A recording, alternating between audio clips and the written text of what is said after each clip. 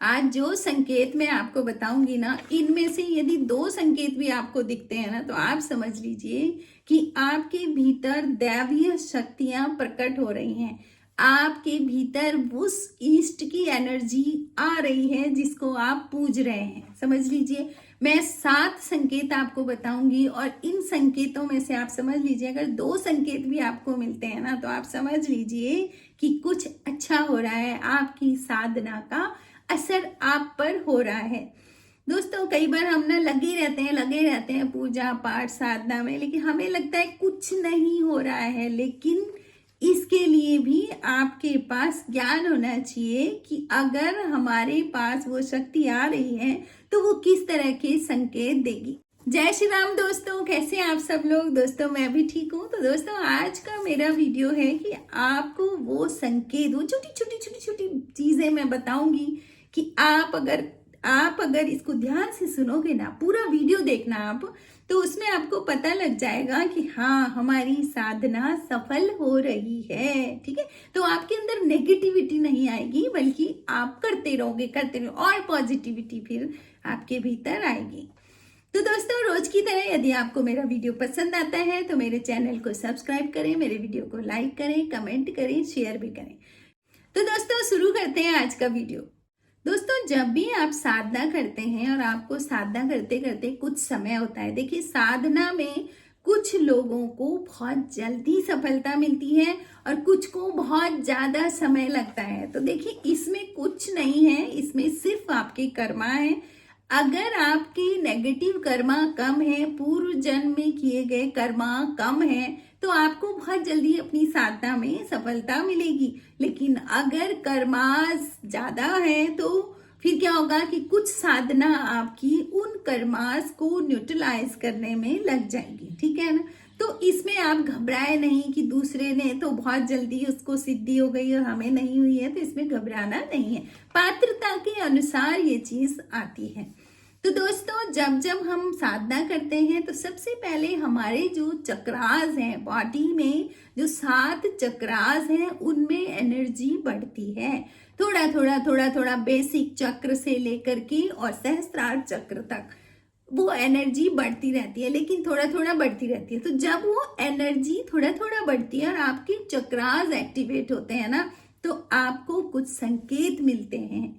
तो आपको उन संकेत को जानना है। तो दोस्तों, इसमें नंबर 1 है ब्रह्म मुहूर्त में जागना। आप कुछ नहीं, ना आप अलार्म लगा रहे हैं, ना आप जागने के बारे में सोच रहे हैं, लेकिन कोई आपको जगा रहा है। सुबह अपने आप जाग रहे हैं। जब आप घड़ी देखते हैं, अरे ये तो 4 बज रहे हैं, है ना। तो ब्रह्म मुहूर्त में आप जागने लग जाओगे। तो दोस्तों, ऐसा क्यों होता है कि जिस ईस्ट की आप साधना कर रहे हो ना, उस ईस्ट के कुछ गण आपके पास आते हैं और आपको जगाने का काम करते हैं। तो उसमें सबसे ज्यादा दैवत्व की एनर्जी जो रहती है वो ब्रह्म मुहूर्त में रहती है। तो आप ब्रह्म मुहूर्त में नहीं सो सकते, कोई आएगा और आपको जगा के जाएगा।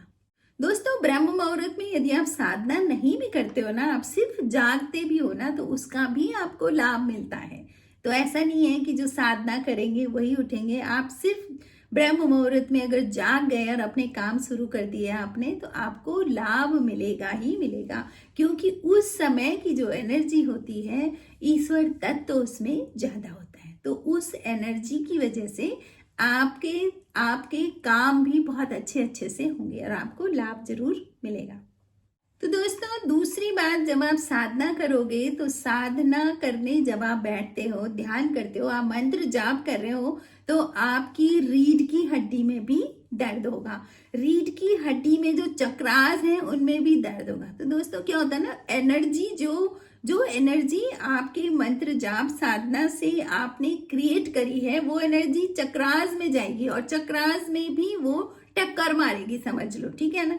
तो इस तरह से एनर्जी क्या वाइब्रेशन होगी, बहुत ज्यादा वाइब्रेशन होगी।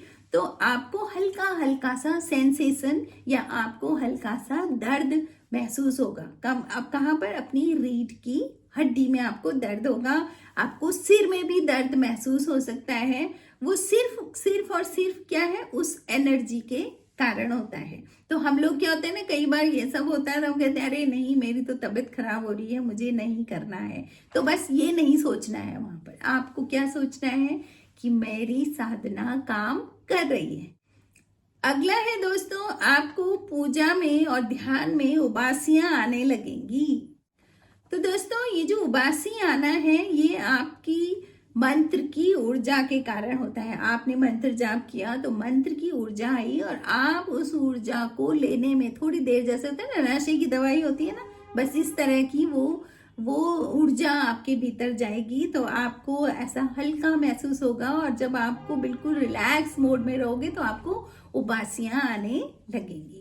तो ये सब किसकी वजह से है? आपकी मंत्र की वजह से, आपकी साधना की वजह से। तो आपको वहां पर बिल्कुल घबराना नहीं है कि ऐसा क्यों हो रहा है, बस आपको करते जाना है, अपना काम करते जाना पूरी विश्वास के साथ। अगला है दोस्तों, दीपक में फूल बनना। क्या होता है ना कि जब आप पूजा पाठ करते हो, आप मंत्र साधना कर रहे हो, तो जो एनर्जी होती है वो अग्नि के द्वारा, अग्नि में जो दिया आपने जलाया हुआ है उस पर आपको अपना संकेत देगी कि तुम सही रास्ते पर हो, तुम करते रहो। उस लॉ पर आकृति बनी हुई आपको दिखेगी, ठीक है ना। तो ये भी आपके पास एक बहुत अच्छा संकेत है कि आपकी साधना सफल हो रही है। अगला है दोस्तों, कभी कभी क्या होगा ना, आपको नींद आएगी, आपको झोंके आएंगे, नींद के झोंके आएंगे। तो आप ये समझ लो कि जिस देवता की आप पूजा कर रहे हो, जिस इष्ट का आप मंत्र जाप कर रहे हो, उसकी ऊर्जा आपके पास आ रही है। क्या होता है ना, थोड़ा क्षण भर के लिए क्या होता है कि मन का शरीर पर से नियंत्रण हट जाता है और वो स्थिति होती है जो हमें नींद सी महसूस होती है, ठीक है ना। क्यों? क्योंकि उसने पकड़ के रखा हुआ, हर समय उसके विचारों में हम जकड़े हुए हैं। तो थोड़ी देर अगर छूट जाते हैं तो समझ लो कि हमको ऐसा लगता है कि हमें नींद आई है, लेकिन वो नींद नहीं होती है। तो इस तरह वो आत्मा की एक उच्चतम अवस्था होती है। तो शरीर को भुलाने के लिए कि मैं शरीर हूँ, इसको भुलाने के लिए तो हम साधना करते हैं, मंत्र जाप करते हैं। क्या करने के लिए? कि मैं एक आत्मा हूँ, ठीक है ना। तो इस अवस्था को बहुत ऊंची अवस्था कहते हैं। तो यह संकेत बताता है कि हमको अपना मंत्र जाप और बढ़ा देना चाहिए, और तेज करना चाहिए, और ज्यादा करना चाहिए, ठीक है ना। तो इनसे घबराए नहीं, आपको इसको समझना है। अगला है दोस्तों, यदि आप माला जप करते हैं तो आपके हाथ से माला छूट जाएगी। तो कारण वही है ना, आपको थोड़ी देर के लिए तुंद्रा की अवस्था लगेगी, ना आप जागे हो ना सोए हो, आप बिल्कुल, आपका मन मंत्र जाप पे लग गया है, तो वो मन इधर उधर से सब हट गया है, ठीक है ना। तो आपके हाथ से झटक से माला भी कभी कभी छूट जाएगी। तो ये बहुत उच्चतम अवस्था है मंत्र जाप की। तो इस पर से इसको देख करके आपको कभी कभी ऐसा होता है ना, हाथ से माला छूटी तो हमारे भीतर नेगेटिव विचार आते हैं, ये क्यों छूट गई, क्या हो गया होगा, है ना।